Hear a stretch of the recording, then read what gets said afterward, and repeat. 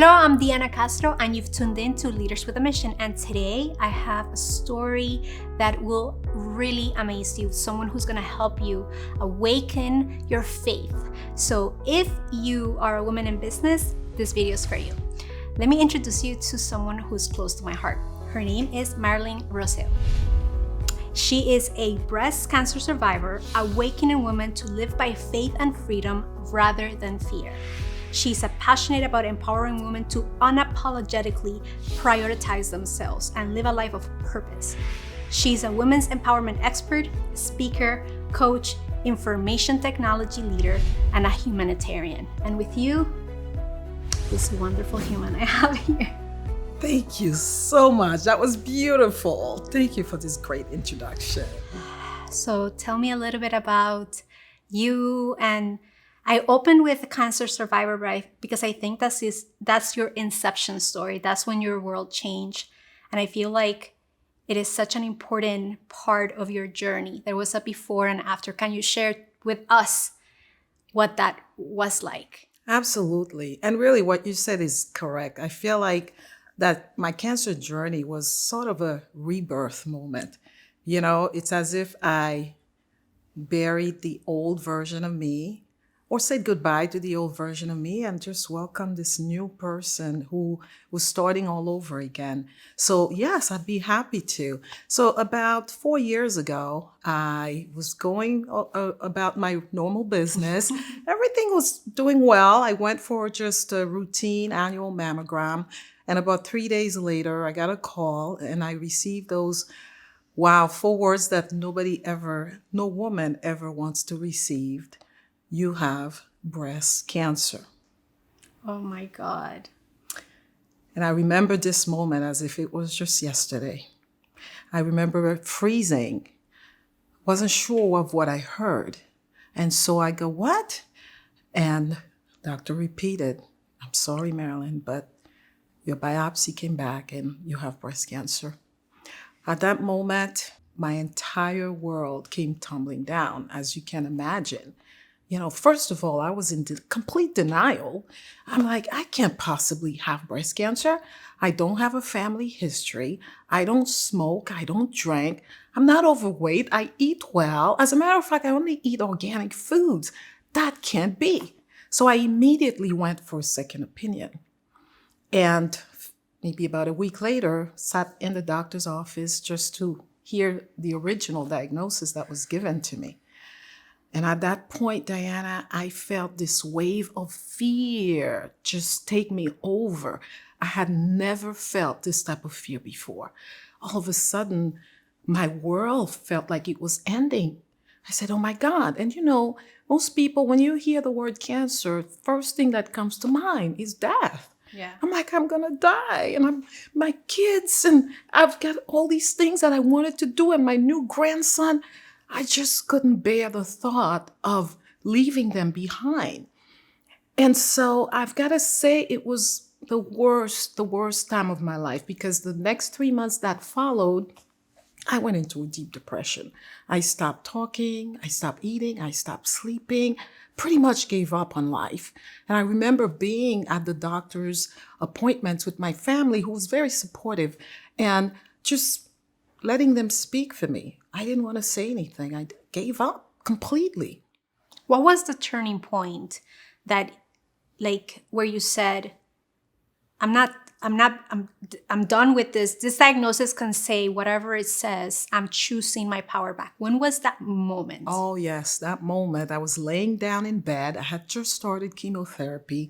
Again, everyone speaking for me. I'm not talking. My son, who was 21 at the time, walks into the room and he says, Mom, can I talk to you for a minute? I said, sure. And he says, Mom, you know how you always tell me that no matter what happens in life, to never, ever give up? I said, yeah. He says, well, Mom, I think it's time you take your own advice, because ever since you've gotten this diagnosis, you've done nothing but given up on yourself and given up on us. And then he walked out of the room. Oh. It hit me. You can feel that energy, right? It was as if God was speaking through him. Oh my gosh, that's exactly what I needed to hear, because first I felt bad. I was a little embarrassed because, yeah, all these years I always told my kids I'd never ever give up in life. And here I was, and I was not, definitely not being the example. So now I was so embarrassed. I was like, oh my gosh, she's so right. And yet I didn't know what to do. But the next day, I think I had an opportunity to sleep on it. I woke up with a completely different mindset because I was determined to prove to my son that what I had told him all these years was in fact true. So I'm like, I can't let him think that I'm giving up, because yes, I want him to know that you don't give up. But then what am I going to do? Because I don't really want to go on. Seriously. But because I had the intention of wanting to turn things around, I decided that, you know what, I'm going to do what I need to do. I didn't know what I needed to do. But what I did is I enrolled everybody and asked for support. Contacted my pastor, went back to church, called my friends and said, look, I don't know how to do this, but I realized that I want to live. I want to live for my kids. I want to live for my 8-month-old at the time grandson. And I'm not going to give up. And if I'm gonna fight, yeah, it was like, Yeah. I feel like it was like, if I have to go, I'm gonna go kicking and screaming. Like, I'm not gonna let this like take over me. I was still afraid, but I knew I couldn't just give up. I didn't want to give up anymore. And then I realized, there's a lot that I want to live for. I'm not done with life. I want to travel. I want to give back. I'm not ready to make my exit. So I've got to figure out a way. So I enrolled people that were really supportive of me. And I remember, as a Christian, I have this pastor that I listen to. I love listening to him, and Pastor Wick Warren. And I remember listening to a sermon, and he said, fear and faith cannot coexist. You're either living in fear or you're living in faith. And it's really your choice. But the spirit of fear does not come from God, because there's a scripture that I love that says, for God does not give us the spirit of fear, but of love and power and of a sound mind. So I realized that my fear was not from God. And I said, if it's not from God, I don't want it. I got to get rid of it. So I went on a mission to really overcome my fear, because that's the reason why I wasn't sleeping. I wasn't eating. I gave up. Right? And I wanted to trust. I wanted to know that, hey, it's not over yet. So I started on a ritual. Little by little, I started practicing certain activities really to help support me, primarily prayer. Every day I would pray. And then I started doing some meditation, just a number of activities. Mindfulness was something that I was very into. And I have to say, with my coaching background, I had learned a lot of techniques that I was using to help other people. So now it was a time to use them for myself. And I started doing this, Diana, every single day. I'd wake up and I'd go through this ritual of doing my prayer, of doing my mindfulness, of doing affirmations, practicing gratitude. I had a gratitude journal. And something started happening about 3 months later into this practice. Although I was still battling breast cancer, I was going through treatment, I realized that all of a sudden I wasn't afraid anymore. It's as if I felt like I had complete control of this disease. And I like to say that although I still had breast cancer, but breast cancer no longer had me. Oh, that was powerful. Yes, I felt really in control. I felt powerful. And I was at a place where I was completely surrendered. I trusted in the unknown, and my unknown is really God. So I trusted and surrendered. And I said, God, may your will be done. I don't know why this is happening to me, but I trust that whatever that lies ahead, it's going to be okay. I love that you said that. So then let's move from that moment. Take us to now.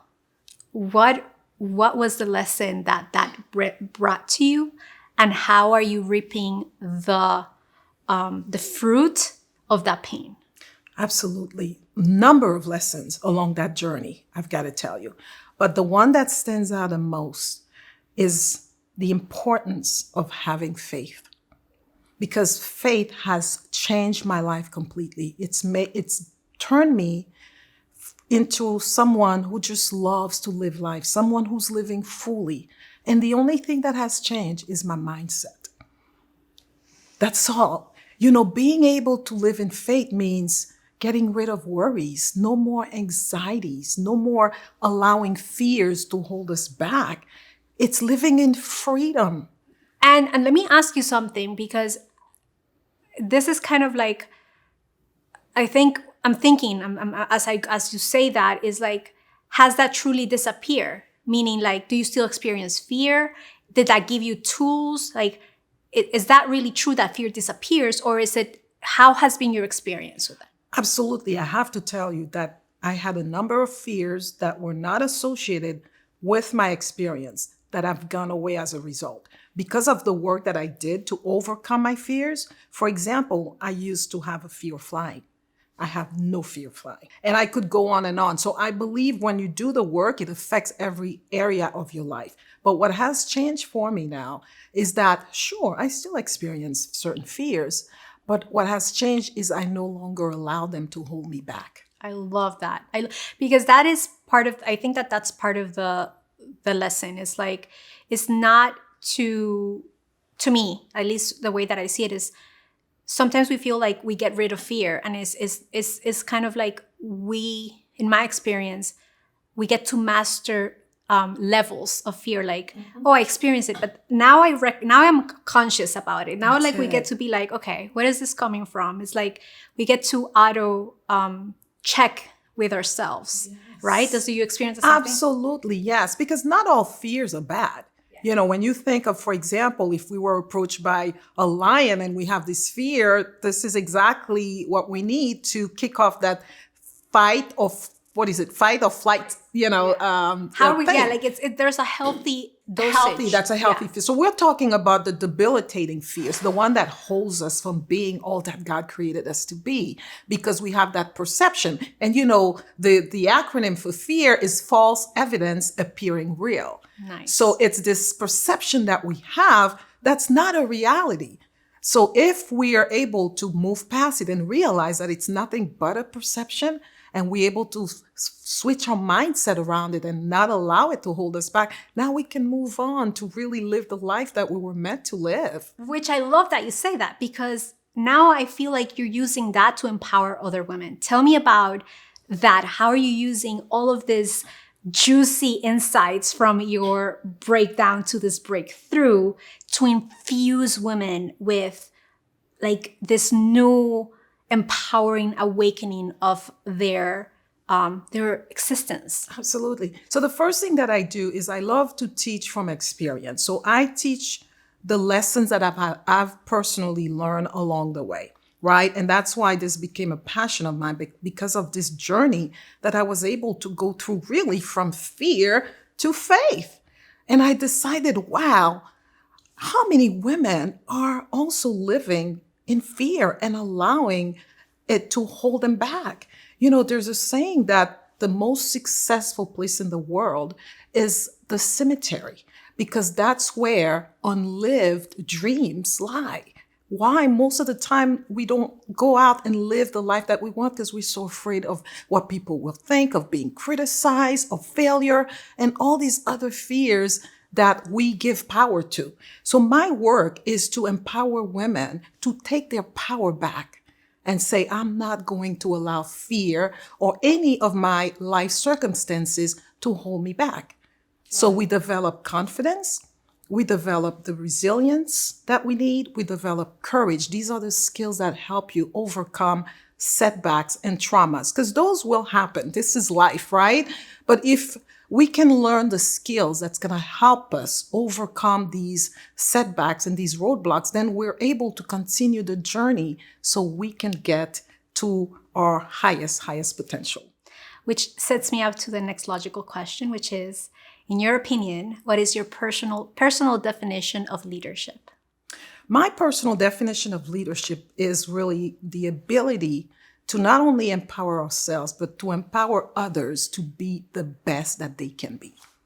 Oof, that was powerful. And then the next question after that, which I love, is what mentors, what books, what rituals do you nourish yourself to keep your tank full, to keep nourishing your soul? First and foremost, I reach out to my Heavenly Father. This is the person who created me, God, and the reason why I'm here today. And I make no apologies about it.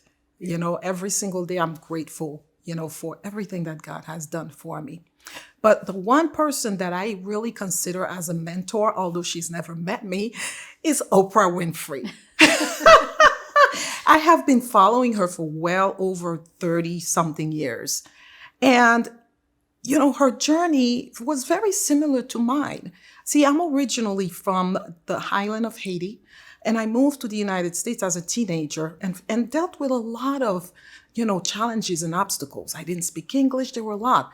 But looking at her journey as this little girl from Mississippi to becoming this huge mogul around the world is an example that anything is possible. And it doesn't matter where you come from. What matters is where you decide to want to go, where you want to go with your life. So I have been following this woman and use her as an example, not just for me, but also for the women that I mentor and my own children as an example that, hey, if she can do it, so can you. Your journey may not be the same as hers, but the fact remains that you can start with nothing. We're all born with nothing, and it's what we make out of it is what matters. So I really look up to her and look forward to meeting her one day. I know it will happen. I'm declaring it. But she's really been a big, big influence. One of the, I would say, public figures that I've really have a lot of respect for. Beautiful. And really have learned a lot from. Oh my God, that's beautiful. So Marilyn, where can people find you? Where can all these women who might be saying, I see myself in you, how can I get in touch with you? Where can they find you? Well, one of the things that I do really is I do these weekend retreats for women. So every 3 months, I have a weekend retreat where I take a small group of women together. It's a very intimate, very safe space. And we do the work in 3 days. We do work that's transformational to help them not just have the self-awareness of what's holding them back, but also identify the skills that they will need to work on to develop so that they can get these out of their way so they can flourish. So it's very easy to get a hold of me. My website is marilynrousseau.com, MarilynRousseau.com. I'm also on LinkedIn. I'm on Facebook and Instagram. So if anyone wants to, reach out, I'd love to. We can chat. Just send me a little DM and we'll figure out a good time to meet. Party started. Absolutely. I love it. Thank you so much for your vulnerability, for sharing with us your journey. I think that it's important for other people that may be going through hard times to explore a little bit deeper what is that journey trying to teach him. And I think that you are a great example of that. So thank you so much. Thank you for having me. Thank you. And for all of you who might have a story to share with the world, that want to make a bigger impact, want to reach more people through the power of video, I'm going to ask you to visit us at forproductions.com, and I'll see you in the next one.